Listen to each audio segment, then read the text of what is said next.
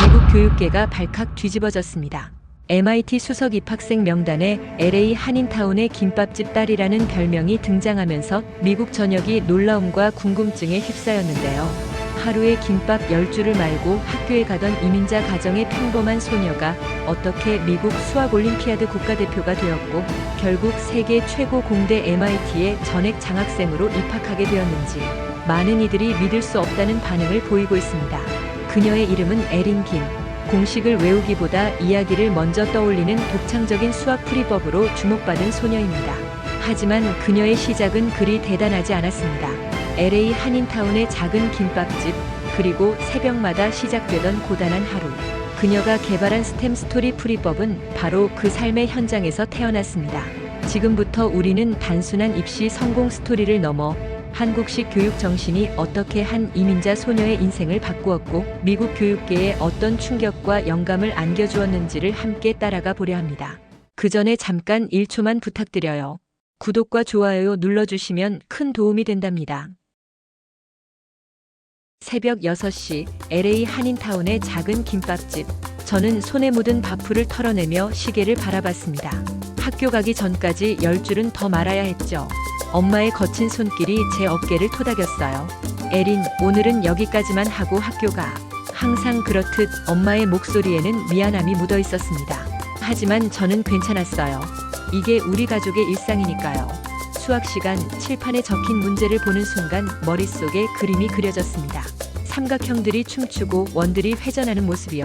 공식을 외우는 대신 저는 항상 도형으로 문제를 해석했어요. 그날도 마찬가지였죠. 손을 번쩍 들었습니다. 선생님, 제가 풀어봐도 될까요? 앤더슨 선생님이 고개를 끄덕이셨어요. 칠판 앞에 서서 저는 공식 대신 그림을 그리기 시작했습니다. 삼각형 하나 그리고 또 하나. 각도를 표시하고 연결선을 긋자 교실이 조용해졌어요. 주변에서 속삭임이 들려왔습니다. 뭐 하는 거야? 공식 써야지. 김밥집 딸이 뭘 안다고. 가슴이 덜컥 내려앉았지만 손은 멈추지 않았어요. 마지막 선을 그은 후 답을 적었습니다. 앤더슨 선생님의 눈이 커졌어요. 정확히 맞았어. 그런데 이건 우리가 배운 공식을 사용한 게 아니잖아. 교실에 웅성거림이 퍼졌습니다. 누군가 그거 공식 안 쓰면 틀린 거야 라고 말했죠.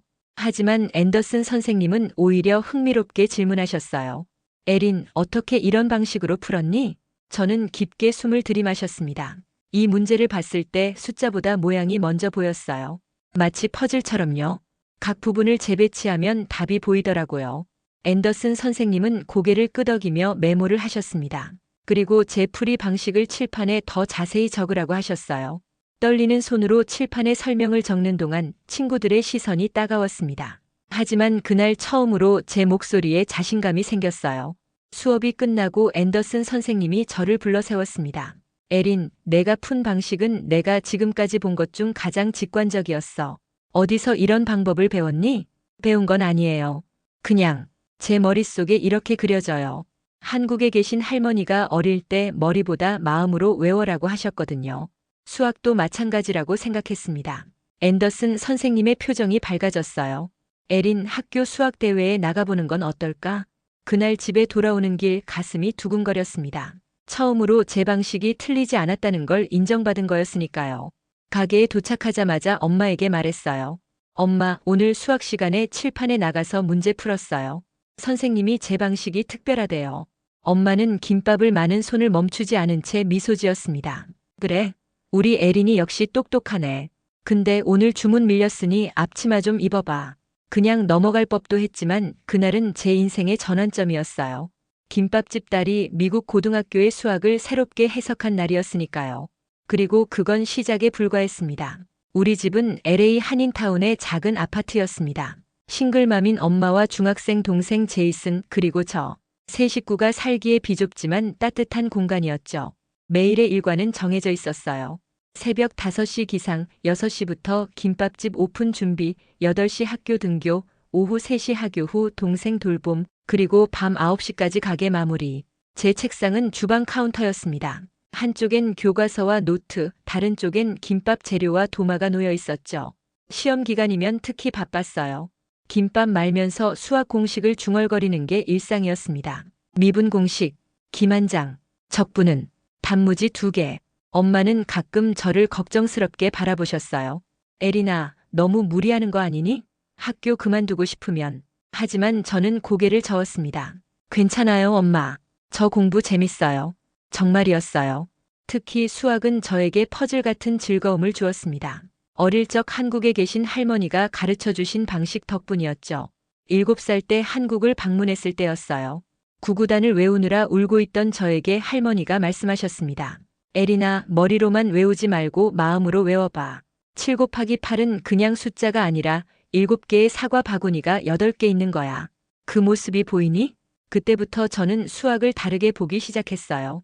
숫자는 단순한 기호가 아니라 이야기가 되었고 공식은 그림이 되었습니다. 김밥을 말 때도 같은 원리를 적용했어요. 재료의 순서와 비율, 말아가는 과정이 마치 수학 문제를 푸는 것 같았죠. 한 번은 동생 제이슨이 수학 숙제로 고민하는 걸 보았습니다. 누나, 이거 어떻게 풀어? 공식이 기억 안 나. 저는 제이슨 옆에 앉아 말했어요. 공식부터 생각하지 마. 이 문제가 어떤 이야기를 들려주는지 생각해봐. 여기 삼각형은 어떤 모양을 닮았어? 피자 조각? 맞아. 그럼 이 피자를 어떻게 나눌 수 있을까? 제이슨의 눈이 반짝였습니다. 제가 그림을 그리고 이야기를 만들자 어려웠던 문제가 풀리기 시작했어요. 그날 밤 저는 제 방식을 더 체계화해봐야겠다고 생각했습니다. 주방 벽에 종이를 붙이고 도형과 이야기, 감정을 연결하는 마인드맵을 그렸어요. 삼각함수는 파도 타기 하는 사람의 움직임으로, 미분은 속도가 변하는 롤러코스터로 표현했습니다. 모든 수학적 개념에 감정과 이야기를 입혔어요. 에리나, 뭐 하는 거니? 엄마가 물으셨죠. 수학을 김밥처럼 만들고 있어요. 재료 하나하나에 정성을 담듯이 수학 공식 하나하나에 이야기를 담는 거예요. 엄마는 잠시 저를 바라보시더니 미소 지으셨습니다. 할머니가 늘 그러셨지. 모든 정성이 담겨야 진짜라고. 그렇게 저는 스템 스토리 풀이법의 기초를 다져나갔어요. 가난한 환경이었지만 한국에서 배운 교육 철학이 미국 학교 시스템에서도 꽃 피우기 시작했습니다. 김밥을 말듯 차곡차곡 쌓아 올린 지식은 나중에 저를 MIT까지 이끌 디딤돌이 되었죠. 에린, 학교 수학 경시 대회에 꼭 참가해야 해. 앤더슨 선생님의 강력한 권유에 저는 결국 등록 신청서를 냈습니다. 하지만 마음 한켠이 무거웠어요. 우리 학교의 수학대회라면 그동안 대회를 휩쓸었던 그 아이들과 경쟁해야 한다는 의미였으니까요. 대회 일주일 전 연습 시간에 브래드가 제게 다가왔습니다. 부유한 백인 가정 출신으로 항상 1등을 차지하던 아이였어요. 너도 참가해? 김밥 말다 온 애가 뭘 안다고. 브래드의 말에 주변 친구들이 키득거렸습니다. 가슴이 철렁 내려앉았지만 표정을 감추려 애썼어요. 수학은 누구나 할 수 있어. 김밥 많은 것처럼 순서대로 하면 돼. 뭐래? 김밥이랑 미적분이 같다고. 웃기지 마. 브래드가 비웃었습니다. 그날 밤 김밥집 주방에서 문제집을 풀면서 눈물이 났어요. 한국 할머니의 말씀이 떠올랐습니다. 에리나, 내가 누구인지 부끄러워하지 마. 한국 사람은 어디서든 꽃을 피울 수 있어. 다음 날 가게에서 김밥을 마는데 갑자기 수학 문제가 떠올랐어요. 김을 펼치고 밥을 깔고 재료를 올리는 과정이 마치 수학 문제의 단계와 같았습니다. 저는 무의식적으로 중얼거렸어요. 김은 좌표 평면, 밥은 함수의 그래프, 단무지는 변곡점. 그때 깨달았습니다. 제가 어디서 왔든 무엇을 하든 수학은 언어와 같다는 것을요. 그리고 저에게는 그 언어를 보는 특별한 능력이 있었어요. 대회 당일 학교 강당은 긴장감으로 가득했습니다. 브래드와 친구들이 저를 향해 비웃는 시선을 보냈지만 이제는 개의치 않았어요. 시험지를 받자마자 깊게 숨을 들이마셨습니다. 문제들이 이야기처럼 펼쳐지기 시작했어요. 처음 몇 문제는 순조로웠습니다. 하지만 마지막 문제에서 막혔어요. 너무 복잡해 보였거든요. 브래드가 자신만만하게 답안지를 내고 나가는 모습이 보였습니다. 심장이 빠르게 뛰었어요. 침착하게. 이야기로 만들어보자. 저는 문제를 다시 보기 시작했습니다. 단순한 숫자가 아닌 움직이는 모양으로요. 마치 김밥을 말 때처럼 단계별로 생각했죠. 그러자 해결책이 떠올랐어요. 펜을 들고 빠르게 그림을 그린 후 답을 적었습니다.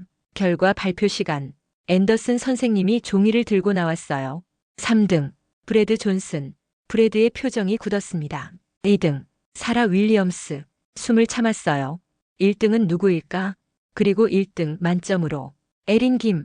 강당이 조용해졌습니다. 누구도 믿지 못하는 듯 했어요. 저도 마찬가지였습니다. 떨리는 다리로 앞으로 나가 상장을 받았어요. 에린, 내가 푼 마지막 문제는 대학 수준이었어.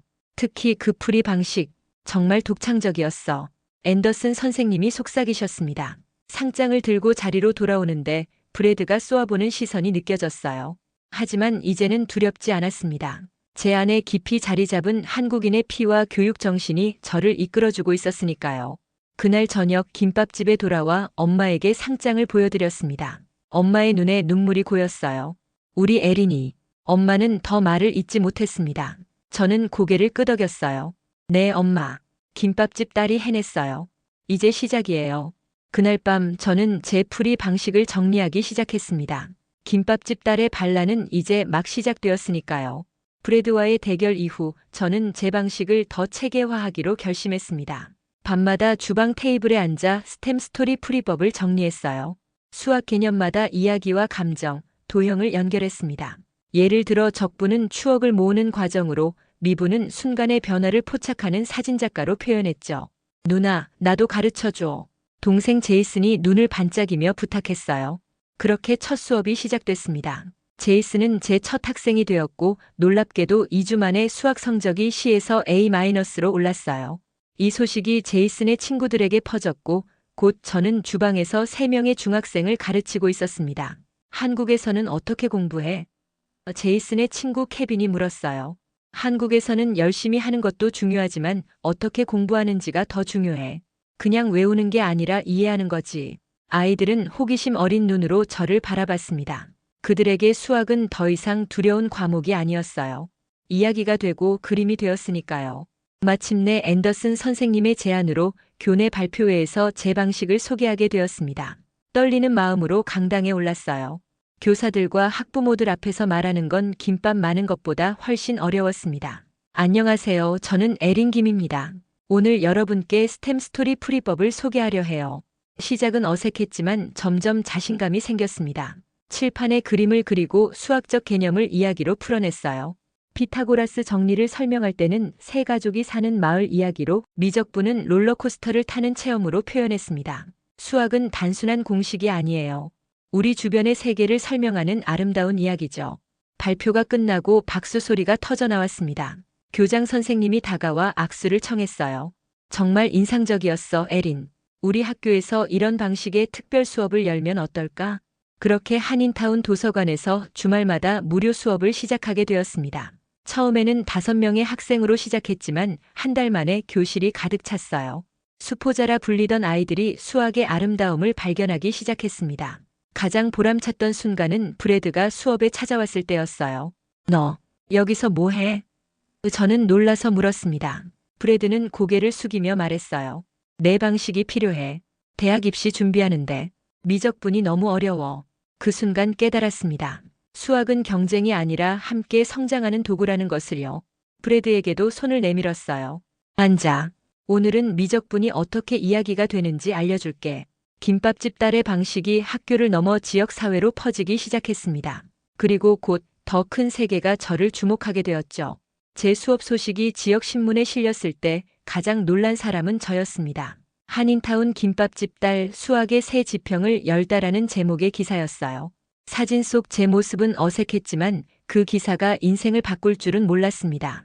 일주일 후 앤더슨 선생님이 들떠서 전화를 주셨어요. 에린, MIT의 페트로프 교수가 너에 대해 물어봤어. 기사를 보고 연락했대. 너의 방식이 혁신적이라고. 처음엔 농담인 줄 알았습니다. MIT라니 제가 꿈도 꾸지 못했던 곳이었으니까요. 그러나 며칠 후 정말로 페트로프 교수님의 이메일을 받았어요. MIT 캠퍼스에서 열리는 세미나에 초청한다는 내용이었습니다. 비행기 표값은 어디서 구하지? 숙소는? 걱정이 밀려왔지만 한인 사회에서 도움의 손길이 뻗어왔어요. 교회 장로님들이 모금을 해주셨고 엄마의 단골 손님들도 힘을 보태주셨습니다. MIT 캠퍼스에 도착한 날 제 심장은 터질 듯 했어요. 강의실에는 교수님들과 대학원생들이 가득했고 저는 긴장으로 손에 땀이 배었습니다. 페트로프 교수님이 저를 소개했어요. 오늘은 특별한 손님이 왔습니다. LA에서 온 고등학생 에린 김입니다. 그녀의 스템 스토리 풀이법이 수학 교육에 어떤 혁신을 가져오는지 함께 살펴보죠. 떨리는 마음으로 발표를 시작했습니다. 그런데 놀랍게도 말이 술술 나왔어요. 제 이야기와 수학이 만나는 순간 모든 두려움이 사라졌습니다. 페트로프 교수님이 대학 수준의 문제를 주셨을 때도 저는 망설이지 않고 제 방식으로 풀어나갔어요. 이건 놀랍군요. 페트로프 교수님이 감탄했습니다. 에린의 접근 방식은 우리가 잊고 있던 수학의 본질을 일깨워주네요. 세미나가 끝난 후 여름방학 MIT 인턴십 제안을 받았습니다. 꿈만 같았어요. LA 한인타운의 김밥집 딸이 MIT 수학자들과 연구하게 된다니. MIT 인턴십을 마치고 돌아온 후 저는 더 큰 꿈을 품게 되었습니다. 미국 수학 올림피아드에 도전하기로 한 거예요. 앤더슨 선생님은 걱정했지만 저는 확신이 있었어요. 제 방식이 통할 것이라는. 준비 과정은 고되었습니다. 아침에는 김밥을 말고 낮에는 학교에 가고 밤에는 올림피아드 문제를 풀었어요. 대부분은 독학이었죠. 하지만 페트로프 교수님이 온라인으로 조언을 주셨고 한인 사회의 응원도 큰 힘이 되었습니다. 예선 대회 날 엄마가 제 손을 꼭 잡았어요.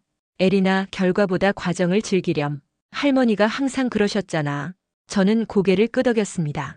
시험장에 들어가면서 한국 할머니의 말씀을 떠올렸어요. 머리보다 마음으로 풀어라. 예선 통과 소식을 들었을 때 온 가족이 기뻐 뛰었습니다. 하지만 본선 대회는 뉴욕에서 열렸어요. 비행기 표와 숙소 비용이 문제였습니다. 엄마는 밤늦게까지 김밥을 더 만들어 팔기 시작했어요. 에린이의 꿈을 위해서라면. 엄마의 손에는 굳은 살이 더 생겼습니다. 한인 사회에서도 후원 릴레이가 시작됐어요. 교회에서 모금 행사를 열었고 한인회에서도 도움을 주셨습니다. 가슴이 뭉클했어요. 저 혼자만의 여정이 아니었으니까요. 뉴욕에 도착한 날 비가 내렸습니다. 도시는 압도적으로 컸고 경쟁자들은 모두 명문 사립학교 출신들이었어요. 내가 여기에 있어도 될까? 불안감이 밀려왔지만 김밥 도시락을 꺼내 먹으며 마음을 다잡았습니다. 대회 첫날 문제들을 보자마자 알았어요. 이건 단순한 공식으로는 풀 수 없다는 걸요. 특히 마지막 문제는 시간 안에 풀기 불가능해 보였습니다. 하지만 저는 제 방식을 믿었어요. 문제를 스토리로 재해석했습니다. 숫자들이 춤추는 이야기, 기하학적 구조가 바다처럼 흐르는 풍경으로요. 이 문제는 두 가족이 강을 건너는 이야기야. 저는 중얼거리며 그림을 그리기 시작했어요. 시간이 끝나기 직전 마지막 답을 적었습니다. 결과 발표 날 심장이 터질 것 같았어요. 미국 수학 올림피아드 대표팀 6명을 발표하겠습니다. 심사위원장이 말했습니다. 5명의 이름이 불린 후 잠시 침묵이 흘렀어요. 그리고 마지막 6번째 대표, 에린 김. 미국 대표 에린 김, LA 한인타운 출신. 뉴욕타임즈 헤드라인이 눈앞에 펼쳐졌습니다.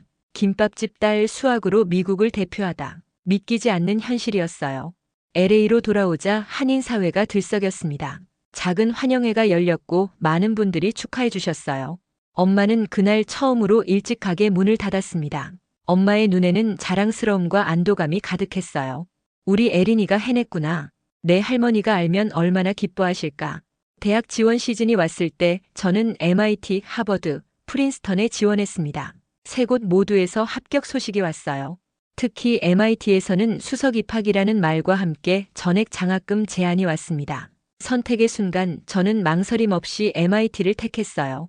제 이야기가 시작된 곳, 페트로프 교수님을 만난 그곳으로 돌아가고 싶었습니다. 수학 올림피아드에서 메달을 따지는 못했지만 미국 대표로 참가한 경험은 제 인생의 터닝포인트였어요.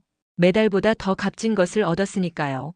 제 방식이 세계에 통한다는 자신감, 그리고 꿈을 향해 나아갈 용기를요. MIT 입학을 앞둔 여름, 저는 마지막 결정을 내렸습니다. LA 한인타운 도서관에 수학 이야기 교실을 설립하기로 한 거예요. 제가 떠나도 이곳의 아이들이 계속해서 꿈을 키울 수 있게요. 이건 누구나 무료로 참여할 수 있어요. 특히 이민자 가정 아이들을 위한 공간이 될 거예요. 개소식에서 말했습니다. 지역교육청에서도 관심을 보이셨고 몇몇 선생님들이 자원봉사를 신청해 주셨어요. 더 큰 꿈도 생겼습니다. 미국 전역의 저소득층 이민자 아이들을 위한 교육 플랫폼을 만들고 싶었어요. 수학만이 아니라 과학, 예술, 모든 영역에서 이야기로 배우는 방식을요. 에린, 대학 가서 행복하게 지내. 마지막 날 엄마가 제 손을 잡았습니다. 늘 자랑스러워. 김밥집에서 마지막으로 일하던 날 어린 소녀가 찾아왔어요. 언니, 나도 언니처럼 MIT 가고 싶어요. 가슴이 뭉클해졌습니다. 너도 할 수 있어. 내 안에 있는 이야기를 믿으면 돼. 보스턴행 비행기에 오르기 전 한인타운을 마지막으로 둘러봤어요. 작은 김밥집, 도서관, 그리고 제가 걸었던 거리들. 이곳이 저를 만든 곳이었습니다. MIT 첫날 오리엔테이션에서 자기소개를 부탁받았어요. 저는 에린 김입니다. LA 한인타운 김밥집 딸이에요. 더 이상 그 말이 부끄럽지 않았습니다. 오히려 자랑스러웠어요. 제 정체성이니까요. 지금도 대학에서 공부하면서 홈페이지를 통해 온라인 수업을 진행하고 있습니다. 세계 각국의 학생들이 접속해요. 제 꿈은 계속해서 커지고 있습니다. 할머니가 늘 말씀하셨죠. 김밥도 공부도 인생도 정성을 담아야 진짜란다. 그 말씀이 제 인생의 나침반이 되었습니다. 한국에서 배운 교육 정신, 김밥을 말 때의 정성처럼 모든 것에 마음을 다하는 그 자세가 저를 이 자리까지 이끌었어요. 이제 저는 그 정성을 다음 세대에게 전하고 싶습니다. 어떤 배경을 가진 아이라도 자신만의 방식으로 꿈을 이룰 수 있다는 걸 보여주고 싶어요. 김밥집 딸의 이야기가 누군가에게 희망이 되길 바랍니다.